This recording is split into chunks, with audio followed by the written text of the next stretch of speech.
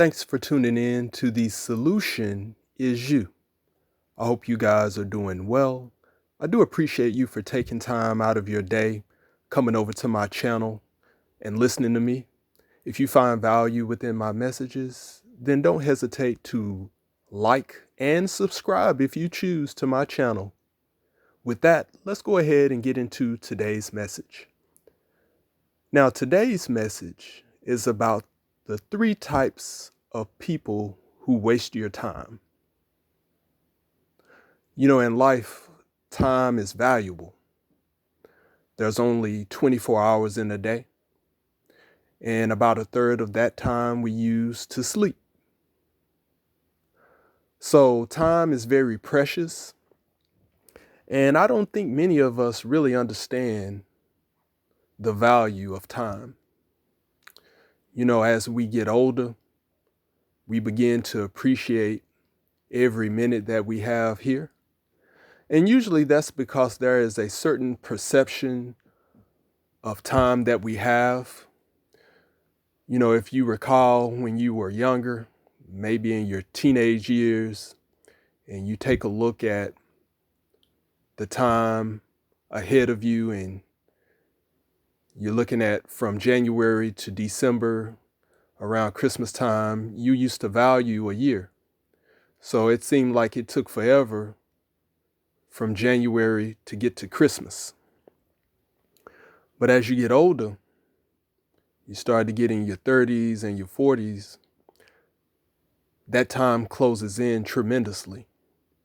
So you have to value every minute that you have here because you never know what the next day will bring. So there are 3 types of people that you have to be aware of that can waste your time. Number 1 is the time-wasting friend. Now, all of us have experienced a friend who did not value their time. This is the friend where each time that you would go and visit them, they were too busy playing video games. Maybe it was a friend where you went over his house or her house at 10 a.m. in the morning. Maybe you had a routine and you were just going over there just to hang out. And this is the person who will be playing Madden at 10 a.m. in the morning and wouldn't put the game stick down until about 8 p.m. that night. So throughout the entire day, they spent their day playing video games. No matter what day you went over, it had been a Monday or it could have been a Saturday. This is the person who probably worked a part-time job or didn't work at all. Maybe they were living up under someone else's roof. And each time that you would go see them, they would be playing video games. Also, this may have been a friend who spends a lot of their time drinking and smoking. So every time that you come over, y'all are having a decent conversation. Y'all are laughing and joking, talking about old times. And then out of nowhere, they pop open a bottle of Smirnoff or vodka. This is the person who spends most of their time smoking all day. So anytime that you spend with this person, you can almost guarantee that they'll have some type of drink or some type of mind-altering substance. Also, I'm sure that most of us have encountered a friend who spends most of their day sleeping. This is the person who either gets up extremely late, usually around 1 p.m., or this is the person who randomly takes naps throughout the day. Number 2 is the scammy salesperson. So this is the person that wastes a lot of your time through pyramid schemes that don't ever pan out. So each of us at one time or another has had someone to approach us and pitch the sales scheme that promises to make so much money within a month or within a year.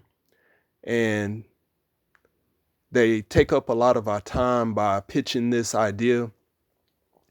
We buy into it, and then we waste more time by spending a number of months or sometimes years to implement the sales strategy. And over time, maybe it's just a few months or even years in some cases, we do the math on all of our efforts. And when we look at the sum of everything that we've put together, all of our efforts, we come up with a profitability of about $20. So we really have to be on the lookout for scammy salespeople and not fall victim to wasted time. Now, the third and final time waster on the list is our lazy family member. Now, this is one that catches us by surprise a lot of times, because when we think of family members, we like to think of someone that we love, that we cherish, and someone that intentionally does not want to bring harm to us. But in fact, this is the one that we actually need to pay the most attention to, because they are the ones that are really closest to us. And so, although most of our family members do not want to do anything to harm or hurt us, altogether, the result can still be the same. I mean, if you're not really managing the people around you, including your family, they can also waste your time.